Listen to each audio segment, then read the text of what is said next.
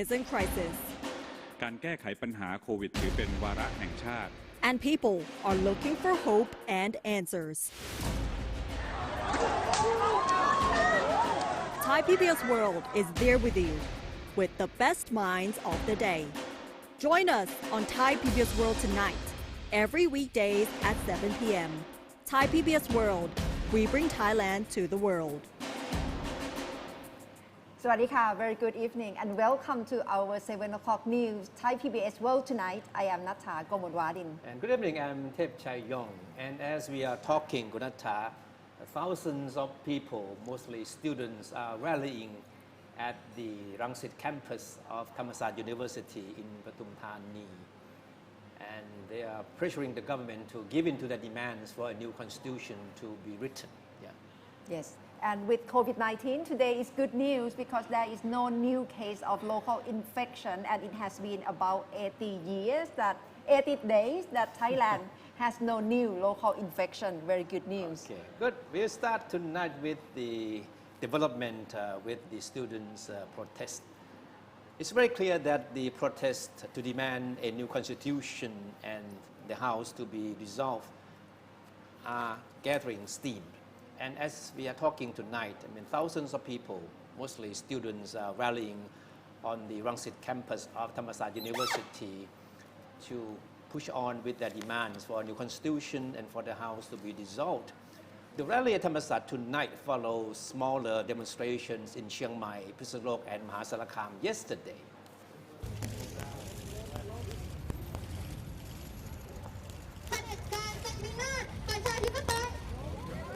And there was a tense moment this morning when two rival groups of demonstrators faced off in front of the parliament under Thai police security. One group was there to demand that what they describe as People Constitution.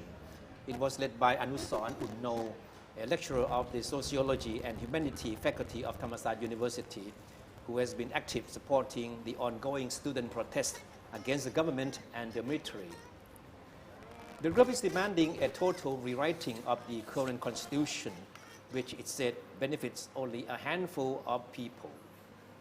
The other group, the one you're seeing now, was led by Lieutenant General Nantadet Meksawat, a former executive of Action Coalition for Thailand Party, a junior coalition partner in the Vorayuth government.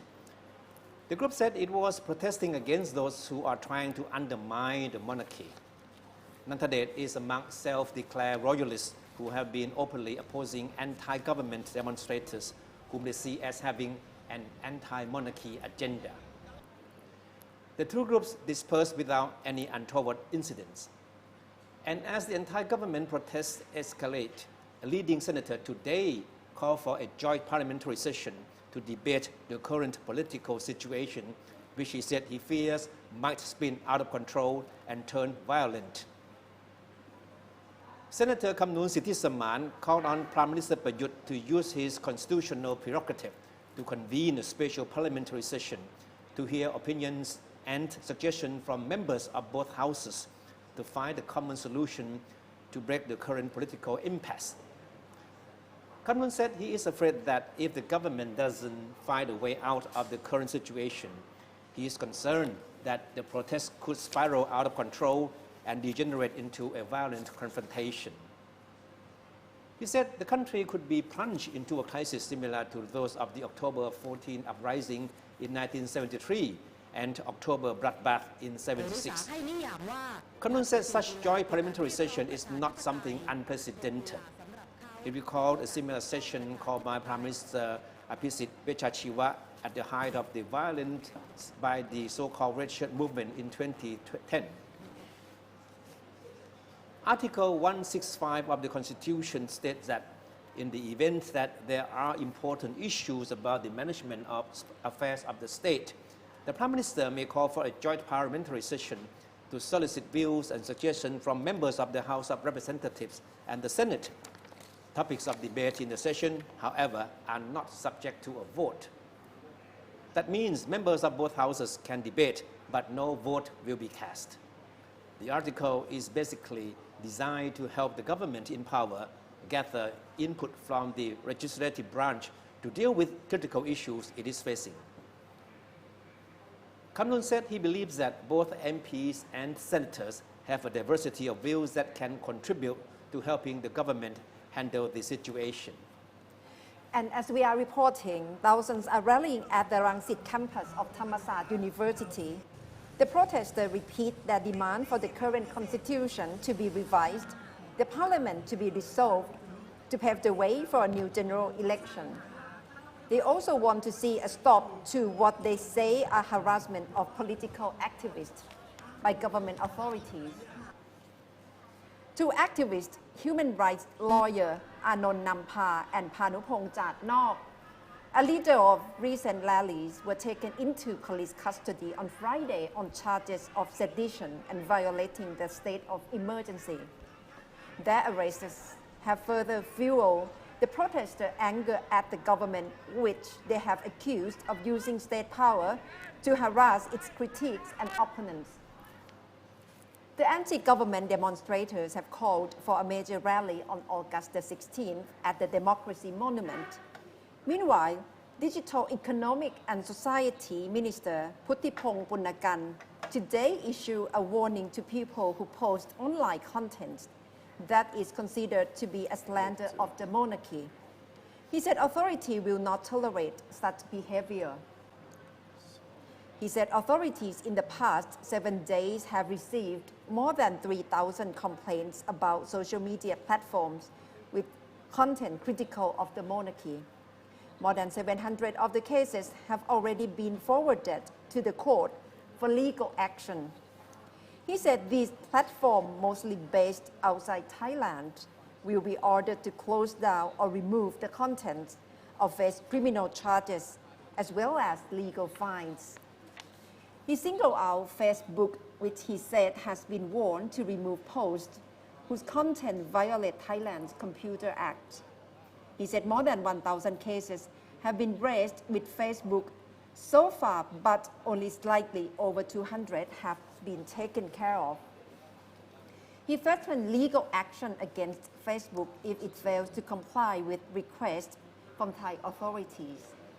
Anti-government activists have been taking to social media to vent their fury on Prime Minister Vorayuth and the military. Many have also taken on the monarchy. So that's the latest development regarding the protest, Kun Thepchai. Yeah, and the rally at Thammasat University is still continuing. We have no idea yet whether, at what time it will end or whether they plan to stay overnight there. But it doesn't look like that. And now let's move to what looks like progress in the much publicized hit and run case involving an heir to the Red Bull empire, Kun Vorayuth Wittaya. The case took a very interesting turn today when a panel of public prosecutors ordered an investigation to find out whether Vorayuth had used cocaine prior to the incident, and also ordered police to relaunch investigation into charges that Vorayuth was speeding when his Ferrari rammed into a motorcycle driven by a police officer on Sukhumvit Road back in 2012, killing him on the spot.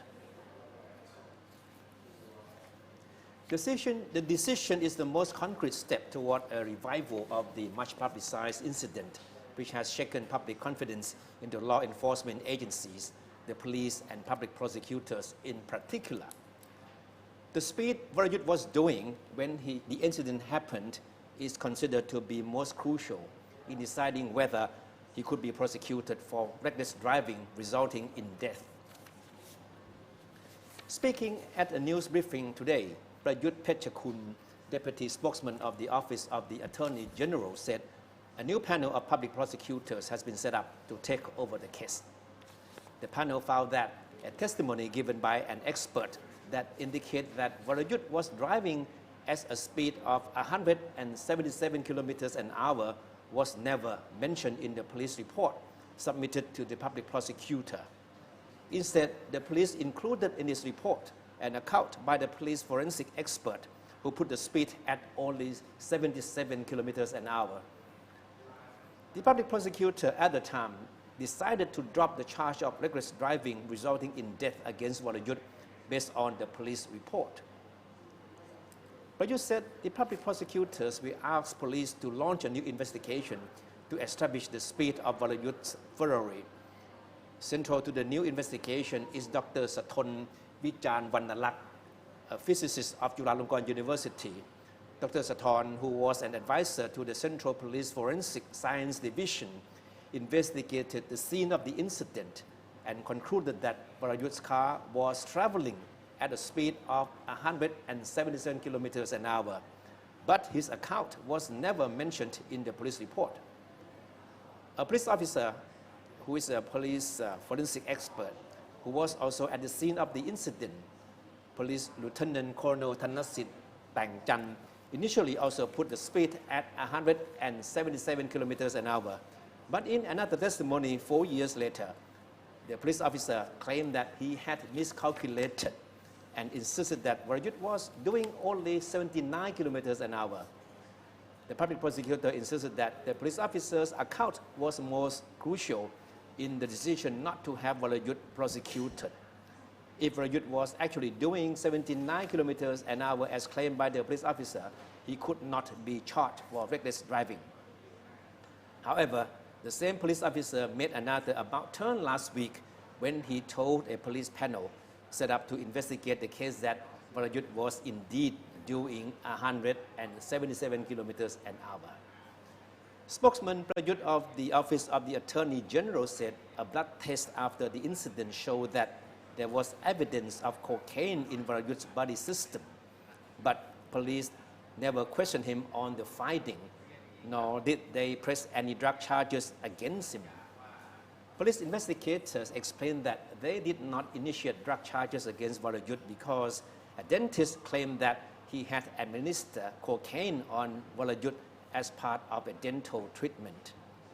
But you said the new panel of public prosecutors therefore will launch a probe to find out whether drug charges could be brought against Vorayuth.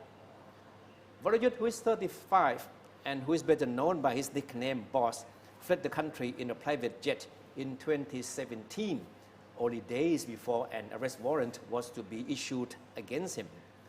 Police have come under heavy criticisms for allowing two less serious charges against him, speeding and failing to stop and help a crash victim expired. The public prosecutor in June this year dismissed the most serious charge against him, that is, reckless driving resulting in death, claiming there was a lack of concrete evidence. Police did not contest the decision. So if the public prosecutors are right, so what they decided today, what they told the media today could be the first step toward reviving the whole case now. Yes, and cannot deny that this case has been under spotlight among Thai public and would like to see it having more progress. And Kun Thepchai, with COVID-19 today, it's quite good news for Thailand because there is no new case of local infection today, and it means totally it's about 80 days of no new report of local transmission. But right now there is quite a worry whether Thailand will be facing second wave of the coronavirus. Especially we have to be prepared for foreign teachers who are arriving into Thailand. As Thailand is preparing to welcome certain groups of foreigners into the country, it seems to have worried the public that it might cause a second wave of COVID-19. What has alarmed the public is the arrival of 165 Filipino teachers, as the Philippines is currently the worst affected country amongst all 10 ASEAN member countries. The government announced today that more than 3,000 foreign teachers have registered to enter Thailand following the move to ease coronavirus travel restrictions. Most of the teachers will fly in from the Philippines, where more than 200,000 cases of the COVID-19 have been recorded, though an official said a strict screening measures will be in place for the arrivals, and the public should not panic over the news. The Secretary General of the Private Education Commission, Attaporn Thong, said they are both the teachers who had previously taught in Thailand but unable to return to Thailand, and newly employed teachers. He also reassured the public that everyone will be thoroughly screened, although the virus outbreak in the Philippines is severe. Apart from the Philippines, there will also be teachers from other countries, as agreed by the Ministry of Foreign Affairs and the CCSA. Those countries are the United States, the Netherlands, United Kingdom, and Singapore. Meanwhile, there have been reports that the CCSA will discuss further easing of lockdown restriction as the state of emergency will be lifted at the end of August. The easing of restriction would include full resumption of school services, full service on passenger buses, sports competitions with spectator, the return of in-flight food served in the plane, and the closing time of entertainment places at 2 a.m. So that's how Thailand is preparing to cope with COVID-19 and to see easing of restriction. That's right. The next step will include reopening of most public places. The sports stadiums will be among them, right? I Yes. think that will be good news for our sports lovers who have been denied of their favorite pastimes Yeah, for so months now. So that would be back to normal. And tension between the US and China is very apparent in many dynamics. And lately, Hong Kong media tycoon has been under arrest, and it's can be seen as part of tension between the US and China as well. And Kun Nat Bunak has more story for us. So Kun Nat, what's really happening with the media tycoon? So today, Jimmy Lai, who is a media tycoon in Hong Kong, has been arrested under the new security law. So a bit of a recap. China imposed the security law on Hong Kong, which punishes people for subversion, secession, terrorism, and collusion of the Chinese government. And today, the Hong Kong police have arrested 7 people on suspicion of breaching the national security law for offenses including collusion with foreign powers. And one of them is Jimmy Lai, who is the Hong Kong media tycoon. And this arrest is the highest profile arrest yet under this legislation. So who is Jimmy Lai? Jimmy Lai is actually one of the most prominent democracy activists in Hong Kong, and as well as a passionate critic of China. Jimmy Lai is the founder of Next Digital, which is the largest listed media company in Hong Kong. And Next Digital owns many publications. One of them is Apple Daily, which is a popular tabloid known for its spicy and critical coverage of China and Hong Kong. And speaking of Jimmy Lai, he has always been a target of China, as he has always been deemed as a threat, a traitor, or even a force of evil. For example, there's a Chinese state media, Global Times, even described Mr. Lai as a riot supporter, and including his publications have been described as having been instigating hatred, spreading rumors, and smearing Hong Kong authorities and the mainland for years. And for today, this is not the first time that Jimmy Lai is arrested, because if we remember earlier this year, he was also arrested on illegal assembly charges relating to last year's protests. And at the height of the protest last year, he was seen having picture taken with a number of prominent American politicians, including Mike Pence, the vice president, and Mike Pompeo, the Secretary of State of the U.S. So in that sense, in the eyes of mainland China, the Communist Party of China is seen as a tool and a puppet of the Americans. And that's one thing that China has been hammering on the past several months here. Definitely. Yeah. And in addition to Mr. Jimmy Lai, other media members have been under arrested as well. Who are they? So, based on the local reports, there were a few executives of Next Digital, including Jimmy Lai's sons, were also arrested today as well, despite the fact that Hong Kong police did not mention who are these 7 people who they've arrested. But based on the local reports, there were execs of Next Digital, including one of Jimmy Lai's son, were reportedly one of the 7 people arrested under this new law. And on top of the arrest here, police also raided the office building of Apple Daily, going through documents as well as searching the newsroom. And even Apple Daily even posted this live stream on their own Facebook page where dozens of police raided the newsroom, and some of the executive offices were sealed off with red cordons. And the live feed also showed staff being asked to show their identity documents as well.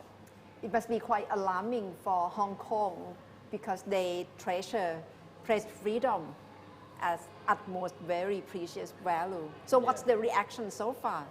So most of the people who've seen this incident, particularly with this footage, it did spark a lot of outrage, especially among the journalists as well as journalist associations. For example, the chairman of Hong Kong Journalist Association said the search is horrible and unexpected.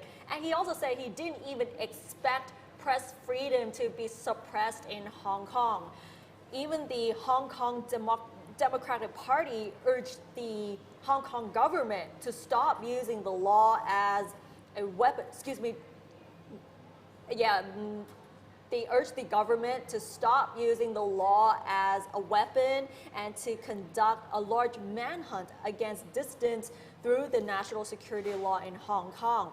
But if we look on China's side, the editor-in-chief of Global Times said that the arrest reflects that Hong Kong wasn't intimidated by U.S. sanctions, believing that it will also push the hearts and minds of entire Hong Kong society to the Chinese mainland, promoting China's unity. So we can see that Hong Kong thinks one way and the Chinese side thinks a certain way about this incident.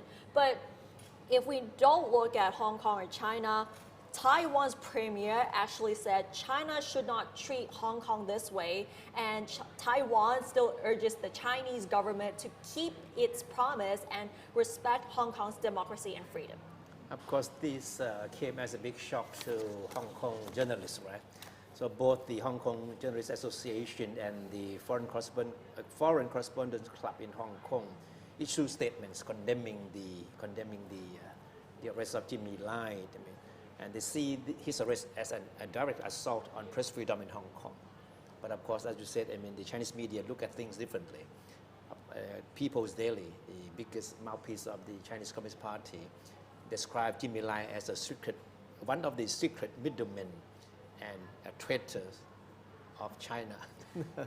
And this is completely unexpected here, because who expects that press freedom in Hong Kong will end up this way? And many people have been saying that because of the new security law, it ignites this scare that this law will be used to limit press freedom in the city. Yeah.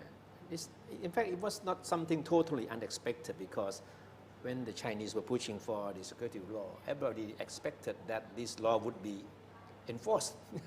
And this is the most concrete example of how the law would be enforced. Yeah, and it can be seen as confrontation between the US and China as well. On last Friday, the US announced to boycott 11 senior officials of Hong Kong and China.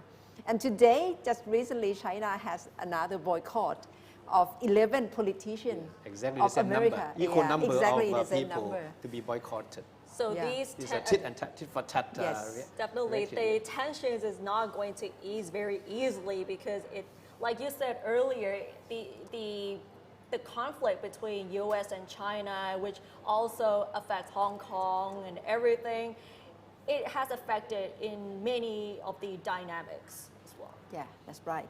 So we have to stay tuned Yes. whether there will be more confrontation tomorrow.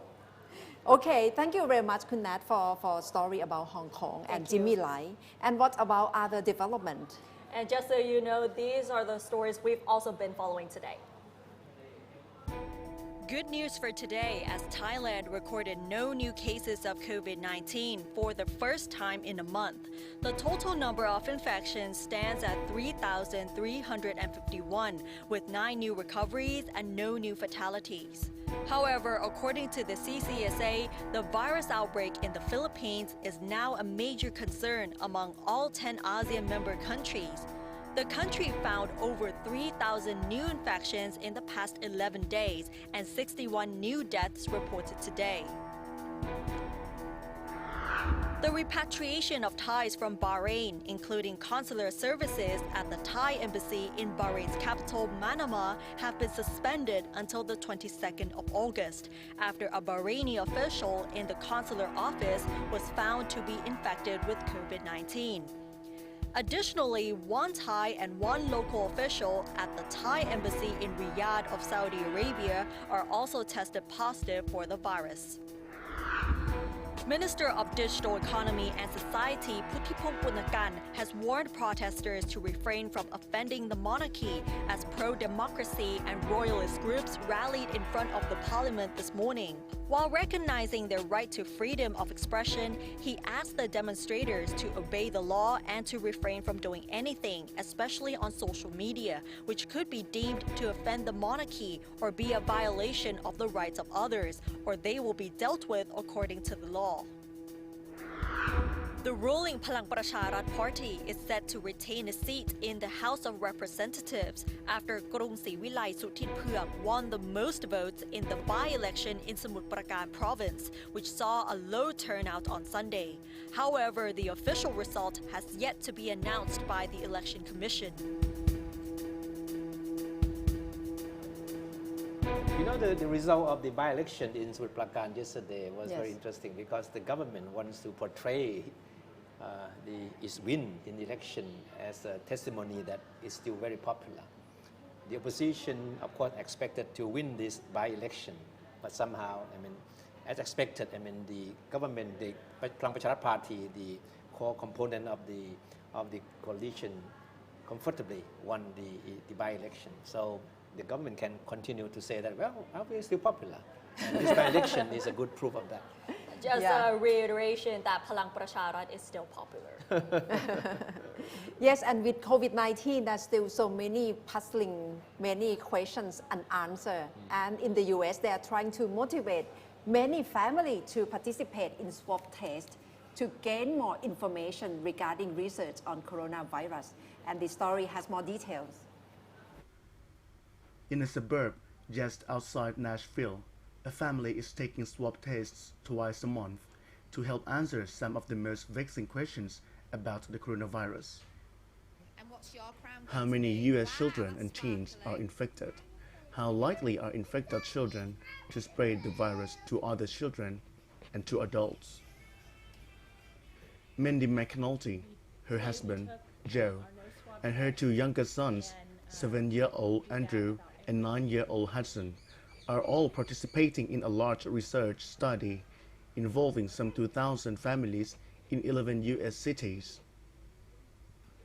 Mindy McAnulty does the nasal swabs for her husband and 2 sons and fills out a survey online about their activities. So this actually is just like a little button, and it goes on the side of your arm. You press the button and there's a collection tube here, and you wait. I think it's 2 minutes, and the tube fills, and then it's done.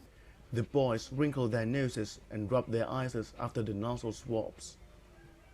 Tina Hattert, professor of medicine at Vanderbilt University and the lead researcher on this project, said this kind of surveillance study is important because little is known about how children get or transmit the virus.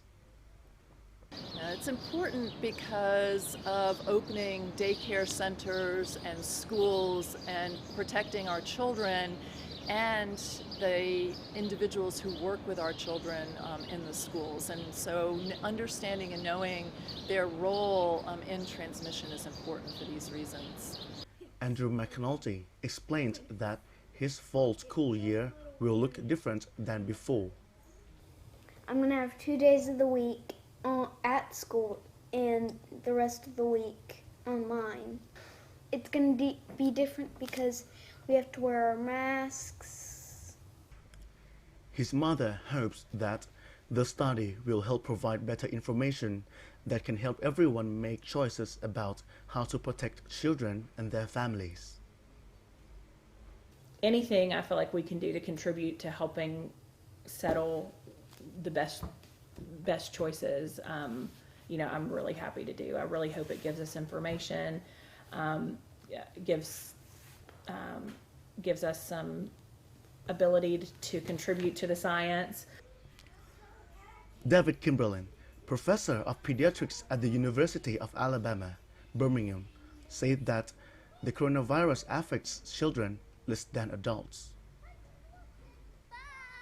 Children have been recognized to be less impacted by this virus. It's peculiar because it's a respiratory virus, and generally children are more severely affected by respiratory viruses, but for some reason this one seems to affect children less. And so as a consequence, there's been less emphasis or focus on it up until very recently.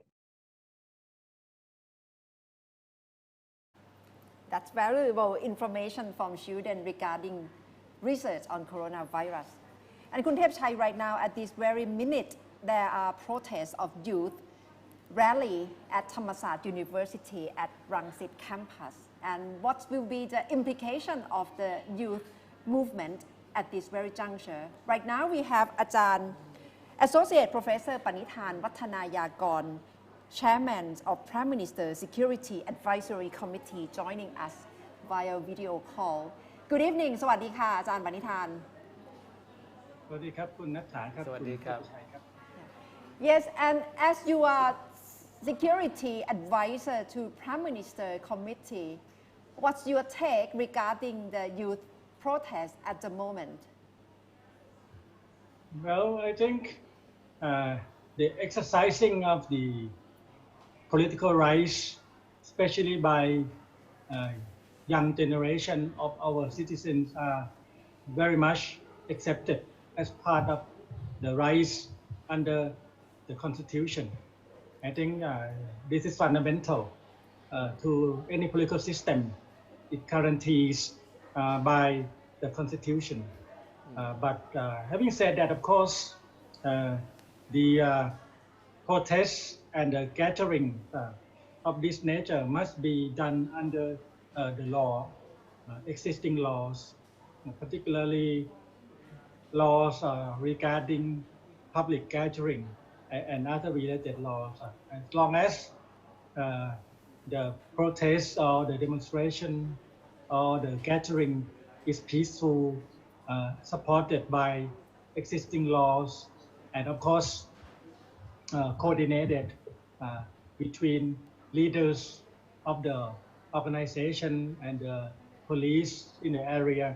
I think this is a new normal in Thailand. We may see this from time to time in the next few months until the political disagreements can be settled down between government supporters, government protesters, and different political groups. And so far, what's your observation? Do you see that the protest is constitutional or unconstitutional? Well, I think in general, protest under the Constitution is allowed, providing they apply for the demonstration properly, legally, and also the organizers of the protest must observe the existing rules and regulations regarding how they organize a protest, how they debate the issues on the stage. So far, as you may already know, there are some cases pending against some of the protesters in different times and in different stages, in different gatherings in the past few weeks.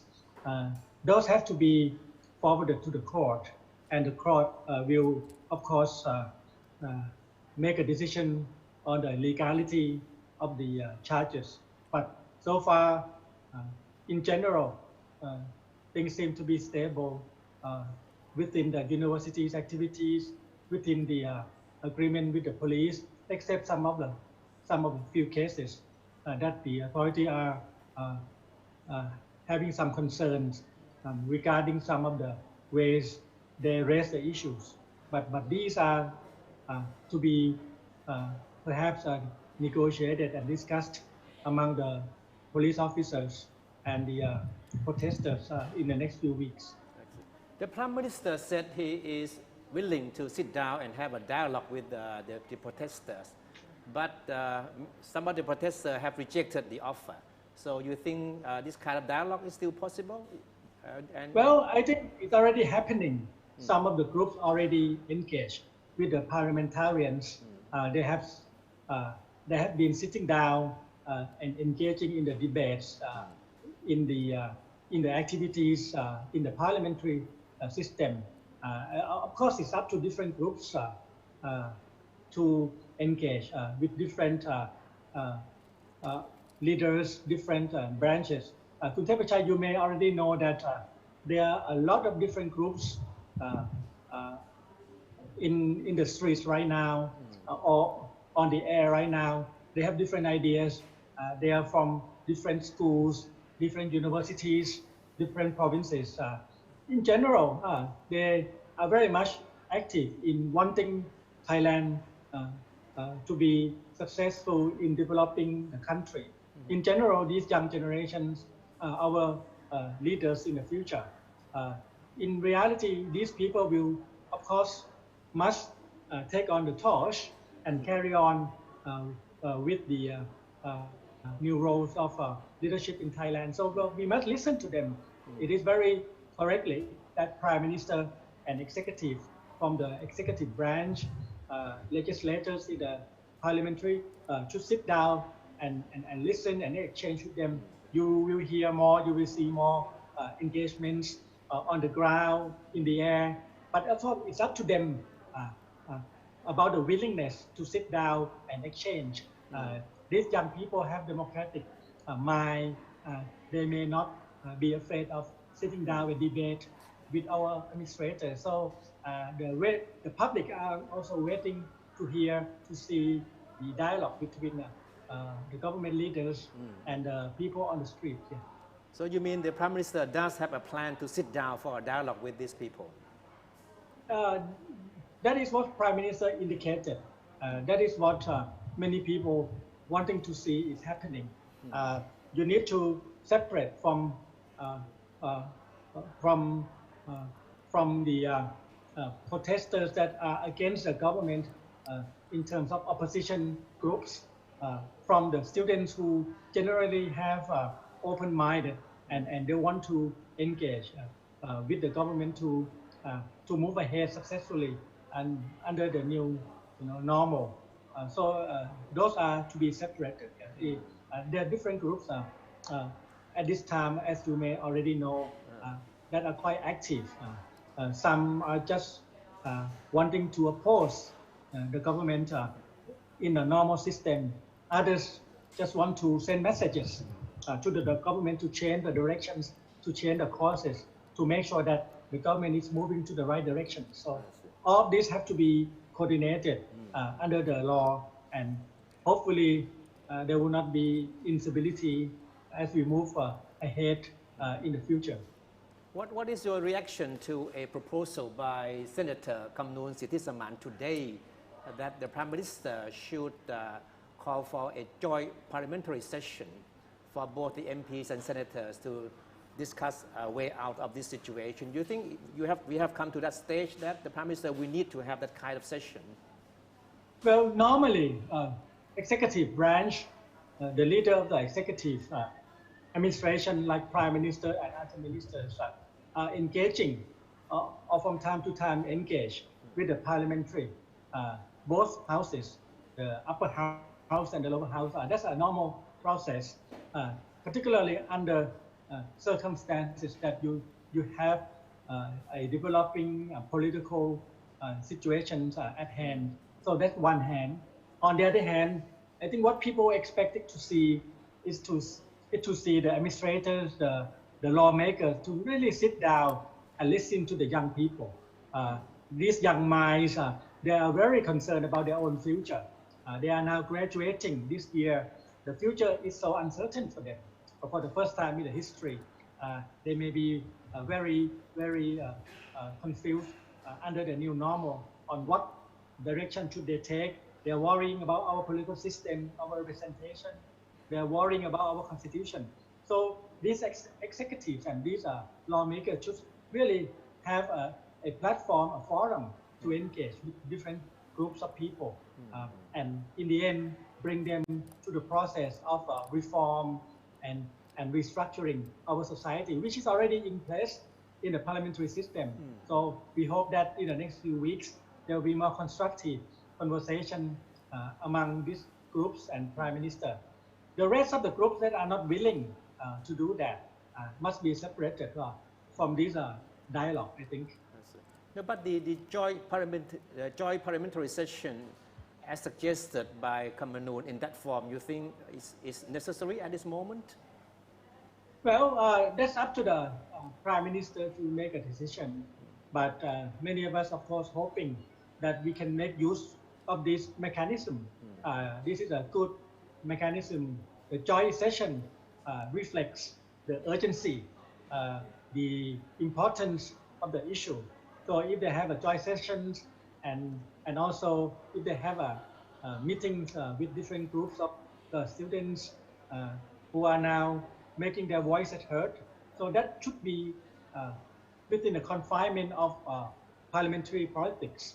And I think that is much better than to be on the streets and get less done at the end.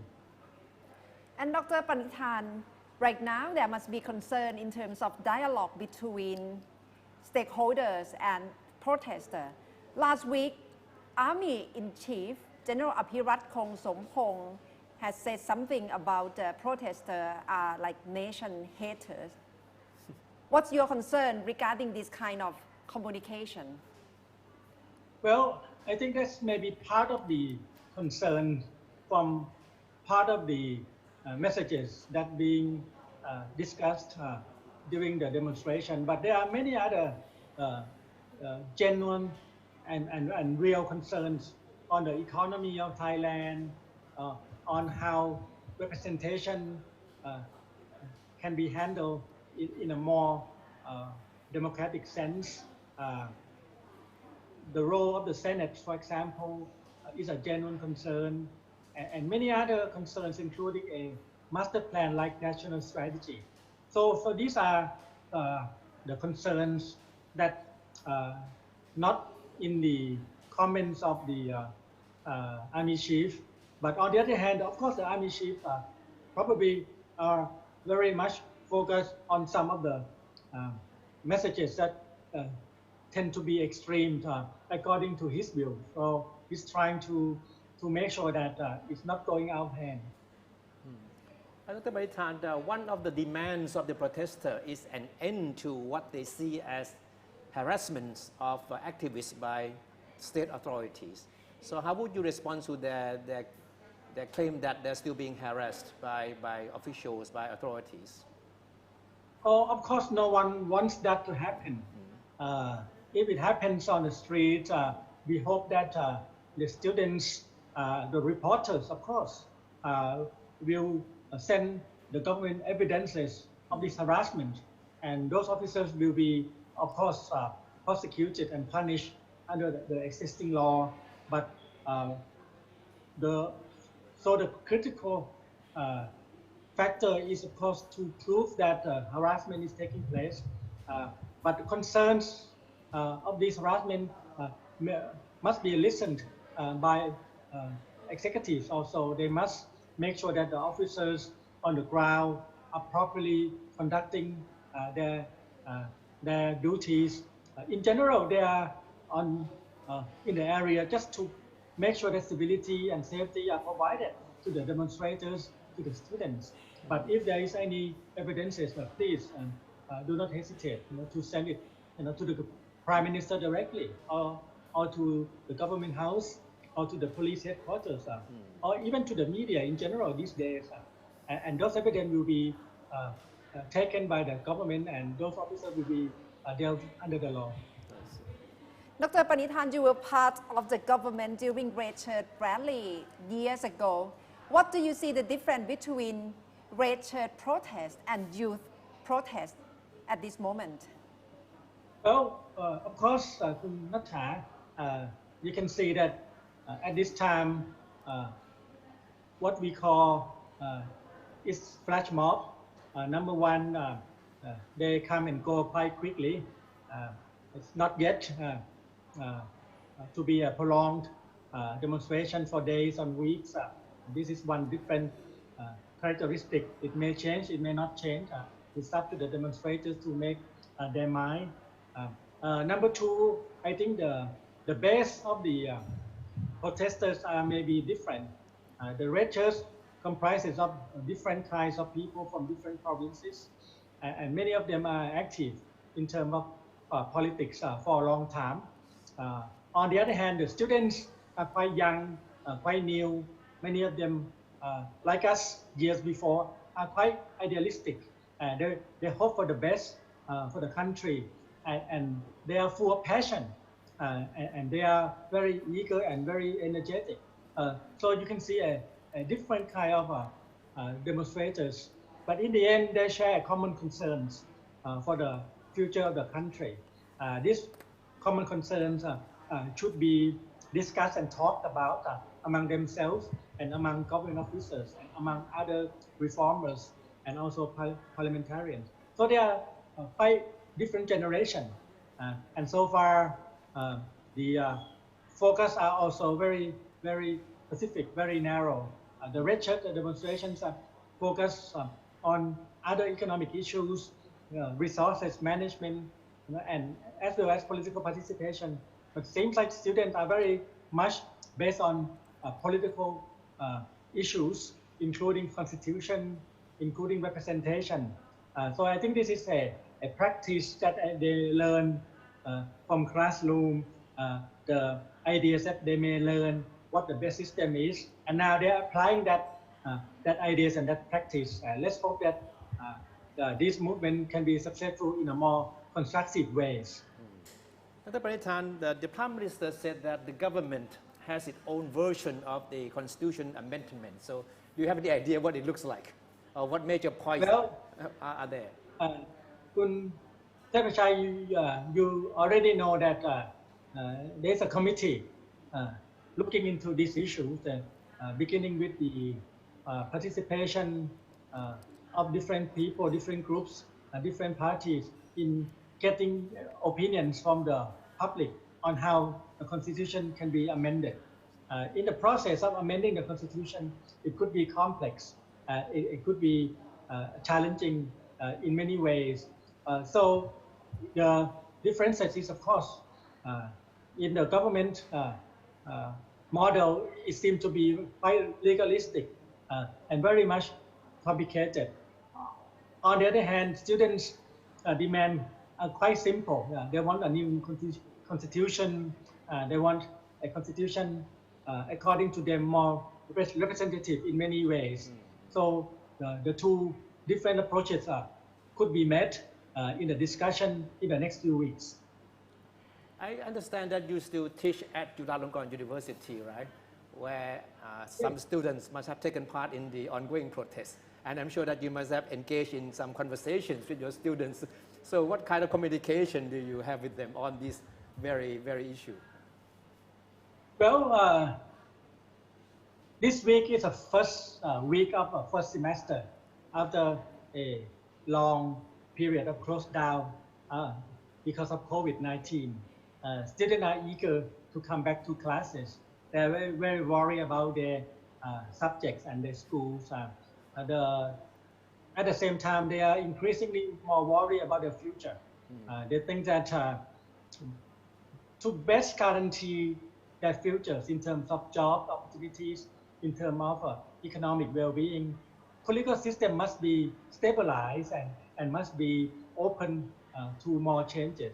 I think this is basic ideas that they learn from the classroom for many, many years from different professors that are teaching them about fundamental of the democratic systems. And now they are trying to participate in that for the first time, in years. On one hand, professors are quite eager and happy to see students more active and wanting to apply their lessons from classroom into the real world, which they may find quite differently. But on the other hand, some professors are increasingly worried that if some of them do break some laws, they may be in the legal tangles for many, many months or years. We don't want to see that. We want the young people to stay away from those legal trouble. So many of them are trying to urge them to observe some of the laws and legal system at the same time exercising their rights and make sure that they are beginning to learn how to be a leader for our country, for our generation. Okay. Okay. Thank you very much, Professor Banitan, for joining us on Thai PBS World Tonight. And you'll be back to talk more with us in Thanlok. Okay, see you later. All right. Yes, Thank you. Thank you very much for inviting me. Okay, thank you. So it's very clear that Dr. Banitan has made it clear that the channel for communications with the protester on the part of the government is still open. Yes. And the Prime Minister himself, as Dr. Banitan said, is more than happy to sit down and have a dialogue with the students. But Yes. of course, whether or not they can come to any kind of agreement is another question. Yeah, but he also notes that there are different groups among students, among youth leaders, so it's quite crucial to try to persuade them to have discussion with the government.